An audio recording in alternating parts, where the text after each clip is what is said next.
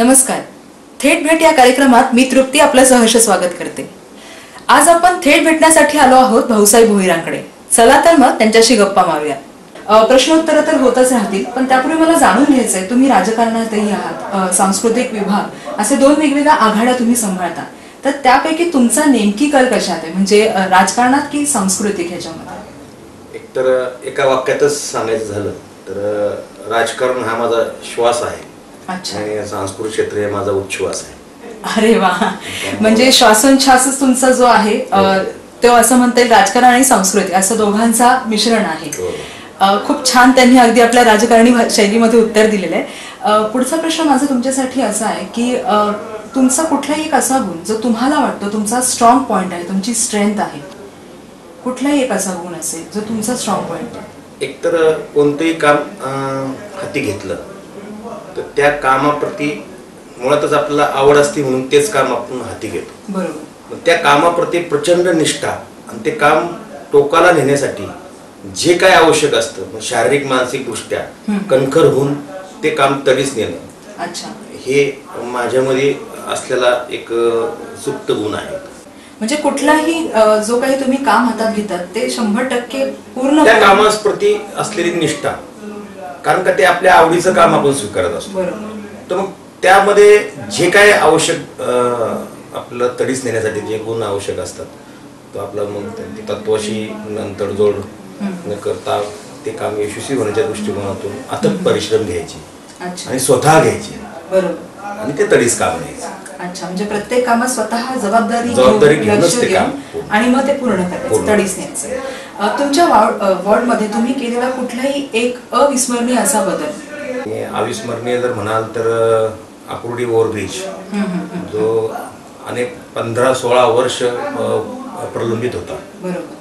तो मोठा दुवा म्हणजे आकुर्डी आणि चिंचोडला जोडणारा जो मध्य भाग आहे, तो म्हणजे तो अविस्मरणीय बदल.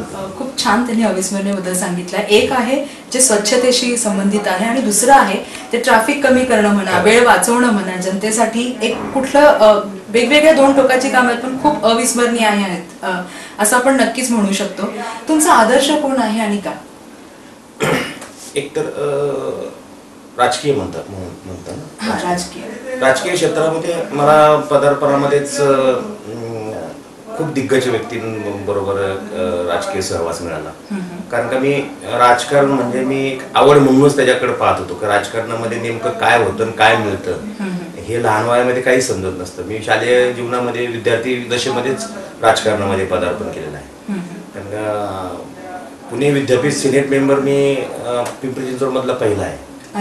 आणि त्या कालखंडामध्ये प्राध्यापक रामकृष्णजी मोरे हे राजकीय नेतृत्व करत होते. आम्हाला एक नेत्यांनी आमच्यावर पाठीवर हात मारावा, हात फिरवावा अशी एक ज्या कालखंडामध्ये ज्या वयामध्ये असं उत्सुकता असायची तर ते नेते आम्हाला हे भेटले. आणि आदरणीय शरदचंद्रजी पवार साहेब त्यावेळेस आम्ही बारामती मतदारसंघात होतो, त्यावेळेस त्यांना आम्ही पाहायचं. नंतर 1991 साली अजितदादा पवार यांचं पदार्पण झालं आणि एकत्रितरित्या आम्ही काँग्रेस पक्षामध्ये सर्वच असल्या कारणानं या नेत्यांमध्ये एक आमचं चढाओढ चालायची की आम्ही त्यांच्या अंतःकरणामध्ये कसं काय स्थान पटकावं. आणि म्हणून जिद्दीनं पूर्वी कामावर नेत्यांचा देखील कामावर भर असायचा आणि काम करणाऱ्या कार्यकर्त्यांनाच ते मान सन्मान मिळायचा. आणि त्या दृष्टिकोनातून मी खूप नशीबवान आहे की मी 18व्या वर्षीच NSCYचा अध्यक्ष झालो. म्हणजे ह्या सगळ्या ज्या प्रक्रिया आहेत त्या टप्प्याटप्प्याने माझ्या आयुष्यामध्ये शॉर्टकट मला कधीच कोणतं मिळालं नाही. त्यामुळं ह्या सर्व नेते मंडळींनी मला निश्चितपणे काम कसं करावं, म्हणजे मी प्राध्यापक रामकृष्णजी मोरेंचं संघटन, त्यांचे प्राध्यापक असल्या कारणानं सांस्कृतिक क्षेत्राविषयी असलेली जाण आणि अजितदादा पवार यांचे असलेले मेहनत, प्रचंड कष्ट घेण्याची असलेली क्षमता, म्हणजे ही सर्व आता तर म्हणजे आता ही एवढी मोठी माणसं होती, ऐश्वर्य संपन्न होती, फार कष्ट करायला काय त्यांना गरज नव्हती, पण 18 तास काम करणारी माणसं ही मी माझ्या डोळ्यांनी पाहिलेली. त्यामुळं आम्हाला एक असं वाटतं की आपल्याकडे काहीच नाही तर मग आपण असं आळशी का पणा करतो असं. तर मग एक आम्हाला निश्चितपणे ती दिशा मिळाली, प्रेरणा मिळाली. बरोबर, म्हणजे नेत्यांची पाठीवर थाप पडावी, तेही त्यातल्या त्यात आपले आदर्श नेत्यांची, यासाठी तुम्ही कठोर परिश्रम घेतलेत असं आपण म्हणू शकतो. मला पुढचा प्रश्न तुम्हाला विचारायचा आहे, जनतेसाठी त्यातल्या त्यात तरुण पिढीसाठी तुम्हाला काय करण्याची इच्छा आहे, काय करण्याचा तुमचा मानस आहे? एक तर तरुण पिढीसाठी एक जनजागृतीचा अवेअरनेस जो असतो, खरं तर जगामध्ये यशस्वी होण्यासाठी कोणताच शॉर्टकट नाही. बरोबर. त्यामुळं जो आता सोशल मीडिया आलेला आहे किंवा त्याचा योग्य वापर आणि उपयुक्त वापर आणि आत्मविश्वास प्रबळ करण्यासाठी असणारा वापर आवश्यक आहे. बरोबर. तो फार होताना दिसत नाही. म्हणजे त्यामध्ये गुरफडून राहणं, नाही त्या गोष्टीमध्ये अडकून राहणं, की त्यामुळे आपली जी स्वप्न आहेत स्वप्न कुठेतरी पाठीमागे पडतात आणि मग नैराश्य येतं. मग आपण उगीच टीका टिप्पणी करत बसतो. मग हे राजकारणी असे, मग हे अमुक असा, हा अमुक तसा, ही भावना आपल्यामध्ये बळावत जाते, कारण का आपण कुठेतरी कमी पडत असतो. त्यामुळं तरुण पिढीला मला असं नेहमीच सांगत असतो किंवा तरुण पिढीने नेहमी वाचनांच्या संगतीत राहावं, चांगल्या लेखकांच्या संगतीत राहावं, चांगल्या विद्वानांच्या संगतीत राहावं. त्यांचं ग्लॅमर आजचं पाहू नये. कोणताही क्षेत्रातला माणूस असेल तर त्याचं आजचं यश नाही पाहू, त्याच्या पाठीमागचा इतिहास त्यांनी तपासावा. मुळात मुलांनी, मी तर नेहमी सांगत असतो की मुलांनी फार बाहेर जाण्याच्या अगोदर आई वडिलांचाच इतिहास तपासावा. त्यांचे कष्ट, त्यांनी केलेला त्याग, त्यांनी त्यागाची समर्पणाची भावना. म्हणजे आपल्याला कोणती गोष्ट मिळाली नाही तरी चालेल, आपल्या मुलांना मिळावी म्हणून चाललेली धडपड, त्यांना कोणतीच गोष्ट कमी पडू नये म्हणून असलेल्या त्यांच्या संवेदना, या सगळ्या गोष्टीचं एक समर्पक राहून ह्या तरुण पिढीने त्याचं लक्ष केंद्रित केलं पाहिजे. आणि यश हे काही कुणाची मक्तेदारी नाही. यश हे हमखास ह्याच कुटुंबाला मिळतं आणि ह्याच लोकांना मिळतं असं मुळीच नाही. यश हे आपल्यावरच अवलंबून असतं. त्यामुळं एक नैराश्याची भावना निर्माण होणारे जे वातावरण आजूबाजूला आहे त्यापासून दूर राहावं. जे योग्य आहे, जे आवश्यक आहे तेवढंच प्राप्त करून पुढे वाटचालीसाठी दिशा ठरवावी. आणि म्हणून तरुणांना मी नेहमी सांगेन की मला जे काय हाती काम घ्या, कोणतंही काम वाईट नाही.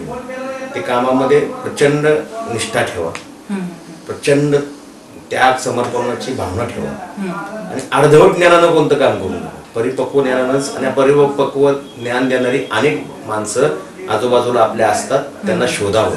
म्हणजे आपल्याला जर दात दुखत असेल तर सर्जनकडे जाऊन उपयोग नाही, त्या डेंटिस्टकडे गेलं पाहिजे.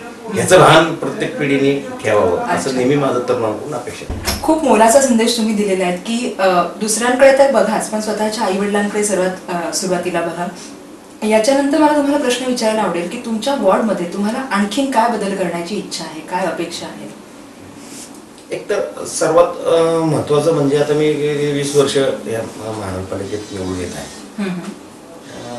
खरं तर भरपूर काय करण्यासारखं असतं आणि ते मला जे वाटतं ते मी प्रत्यक्ष सत्यात देखील उतरवलेलं आहे. ज्येष्ठांसाठी विरंगुळा केंद्र असेल, हास्य क्लब असेल, तुमच्या उत्तम व्यायाम शाळा असेल, उत्तम उद्यान असतील, जे काय माणसाला म्हणून जे काय आवश्यक आहे ते सर्व करण्याचा मी निश्चितपणे प्रयत्न केलेला आहे. अजून पूर्ण झालेला असं म्हणणं उचित नाही, काम कधी संपत नसतं. आता उदाहरणार्थ झालं तर मी आता नवीन पिढीला प्रेरणादायी असावी, वातावरण निर्मिती चांगली, ऐतिहासिक असं वातावरण निर्माण होण्याच्या दृष्टिकोनातून इतिहासातली काहीतरी आपल्याला आदर्श आहेत. आता शिवसृष्टी मी उभी करतोय एका गार्डनमध्ये. मोठं बजेट आहे ते, की एक सतत म्हणजे गार्डन मध्ये जरी फिरायला गेलं शतपावली म्हणून सुद्धा किंवा सकाळीच वॉकिंग म्हणून सुद्धा जरी गेलं तरी कुठेतरी असे आदर्श व्यक्तिमत्व आजूबाजूला असावीत आपल्या, आणि त्यातून एक प्रेरणा निश्चितपणे मिळावी या दृष्टिकोनातून करण्यासारखं भरपूर आहे. परंतु एक प्राधिकरणाचा अर्धा भाग अनधिकृत बांधकामाचं विणलेलं जाळं, आणि त्यामुळं असं ओपन स्पेस म्हणा किंवा काय असे हे काही सोडलं गेलेलंच नाही. त्यामुळे मला मर्यादा आहेत माझ्या परिसरामध्ये काम करण्यासाठी. पण माझं कार्यक्षेत्र हे संपूर्ण शहर आहे, त्यामुळं मी वॉर्डच असं समजत नाही.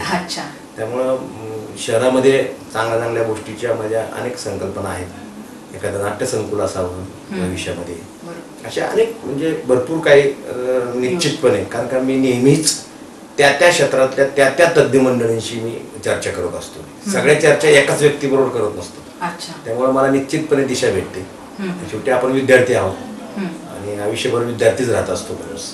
त्यामुळे नवीन नवीन काही शिकण्याच्या दृष्टिकोनातून आपण निश्चितपणे प्रयत्न करत असतो. अच्छा, शेवटचा प्रश्न मला तुम्हाला विचारायला आवडेल की राजकारणात जे कोणी येऊ इच्छितात, अशा राजकारणात येऊ इच्छिणाऱ्यांसाठी तुम्ही काय संदेश द्याल? राजकारणामध्ये कोणतरी राजकारण करतंय किंवा काहीतरी राजकारणात विशेष आहे म्हणून येऊ नका. तुम्हाला मुळातच त्या संदर्भातली सामाजिक जाणीव आणि सामाजिक आवड असायला हवी. म्हणजे राजकारणामध्ये एक तर आकर्षण खूप आहे, जसं कला क्षेत्रामध्ये आकर्षण असतं तसं राजकारणामध्ये पण आकर्षण आहे. आकर्षणापोटी येऊ नका, काहीतरी विचार घेऊन की निस्वार्थीपणे काम करण्याची एक प्रवृत्ती ठेवून समाजाप्रती काहीतरी असलं पाहिजे मनामध्ये की मला नाही. आता मी 8वी पासूनच म्हणत होतो की मला राजकारणातच जायचं. त्यावेळेस राजकारण कशाला म्हणतात हे सुद्धा माहित नव्हतं, पण मनामध्ये तुमच्या असायला हवं, अंतःकरणामध्ये इच्छा असेल. मग भविष्यात एक चांगला उत्तम राजकारणी झालं तर किंवा उत्तम चांगल्या पद्धतीनं काम करत असताना लोक तुमच्याकडे पाहत असतात. त्यामुळे चुकीच्या घटना आपल्या हातून घडू नये. किंबहुना आता आपण भ्रष्टाचार संदर्भात बोलतो, हे मुळात आपल्या त्या गुणामध्येच असतं. गुणात्मक दर्जाच तसा तो असतो, तो डेव्हलप तसा होतो. त्यामुळे ते बाळकडू असतात, जे संस्कार असतात. राजकारणात यायचं असेल तर मी तर सर्वांना आवाहन करतो की लोकांचं आपल्या मनासारखं भलं करण्याच्या दृष्टिकोनातून किंवा सत्तेच्या माध्यमातून काहीतरी कामं करण्यासारखं दुसरं माध्यम राजकारणाशिवाय नाही. पण ते राजकारणात शुद्ध हेतून येणं अत्यंत महत्वाचं आहे. आकर्षण म्हणून येऊ नका. अच्छा, शुद्ध हेतू ठेवून तुम्ही राजकारणात प्रवेश नक्कीच करू शकता आणि समाजासाठी काहीतरी करू शकता. आकर्षण म्हणून येऊ नका कोणी. बरोबर, की कोणतरी उभं राहतंय आणि कोणाला तर काहीतरी प्रतिष्ठा मिळते म्हणून येऊ नका. बरोबर, मला नेमकं काय आहे, मला नेमकं काय करायचंय, माझा नेमका हेतू काय आहे, हे एकदा पहिलं क्लिअर आपल्यामध्ये स्पष्टता आली, नंतरच आपण या क्षेत्रामध्ये प्रवेश करावा. बरोबर, म्हणजे तुमचा गोल तुमच्या डोळ्यांसमोर क्लिअर असला पाहिजे की मी राजकारणात येतोय तर त्याचा मागचं नक्की कारण काय. आकर्षणापोटी न येता काहीतरी हेतू ठेवून त्या पोटी तुम्ही यायला हवं असा त्यांनी संदेश खूप छान दिलेला आहे. 2017च्या निवडणुकीमध्ये म्हणजे होणाऱ्या निवडणुकीमध्ये तुम्हाला काय वाटतं, भगवा फडकेल की घड्याळ पुढे धावेल की पंजा हात वरती काढून सर्वात पुढे येईल? एकतर स्थानिक पातळीवरील ज्या निवडणुका असतात, त्या महानगरपालिका असेल, नगर परिषद असेल, नगरपालिका असेल, ह्या निवडणुकीचं संपूर्ण म्हणजे विषयच वेगळा असतो. याचा लोकसभेचा आणि विधानसभेच्या निवडणुकीचा, महानगरपालिकेच्या निवडणुकीचा काही संबंध नसतो. फार क्वचित म्हणजे 10-12%, 8-10% इकडे तिकडं ते एक होऊ शकतं.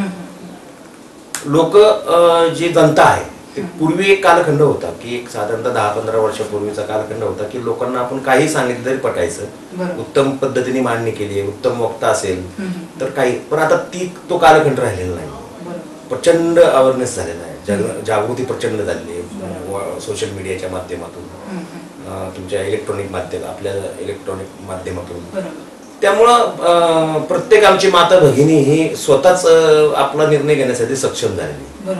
आणि जर ह्या पिंपरी चिंचवड शहराचं मी बघितलेलं शहर, म्हणजे मी आज 25-30 वर्ष राजकीय जीवनामध्ये काम करत आहे. 2.5-3 लाखाचं असलेलं शहर आणि आज 20 लाखाचं झालेलं शहर, आणि हा गतिमान विकास हा सर्वच मंडळींना, सर्वच लोकांना दिसतो. आणि ज्याचं श्रेय त्याला ते दिलंच गेलं पाहिजे. त्यामुळं ज्यांनी हा विकासाची जी घोडदौड आहे ती चालू ठेवलेली आहे आणि एक शहरात संपूर्ण शहराचा चेहरामोहरा बदललेला आहे, निश्चितपणे लोक जाणकार त्याच पद्धतीने तो निर्णय घेतील.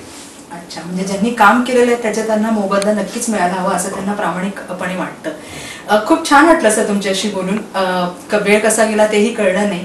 आमच्या या कार्यक्रमामध्ये थेट भेटमध्ये तुम्ही सहभागी झालात त्याबद्दल पुणे 24 तर्फे मनापासून धन्यवाद. मी मनापासून पुणे 24ला मी मनापासून शुभेच्छा देतो. आपल्या माध्यमातून मला नागरिकांशी संवाद साधता आला, आपली भेट झाली. या पुणे 24 न्यूज चॅनलच्या वतीनं म्हणा किंवा माझ्या वतीनं म्हणा, मी सर्व जनतेला येणाऱ्या दिवाळीच्या मनापासून हार्दिक शुभेच्छा. असं आणि तुम्हाला हे शुभेच्छा. प्रदूषण विरहित दिवाळी व्हावी अच्छा. अशा पद्धतीचं आव्हान देखील. प्रेक्षक हो, मला खात्री आहे भाऊसाहेब भोईरांचे विचार तुम्हाला नक्कीच पटले असतील. तरुणांसाठी करण्याची त्यांची जिद्द, त्याचबरोबर त्यांनी केलेलं काम हेही तुम्ही नक्कीच पाहिलं असेल. त्यामुळे विचार व्यवस्थित करा आणि आपण पुन्हा भेटूया, थेट भेट या कार्यक्रमात. तोपर्यंत नमस्कार.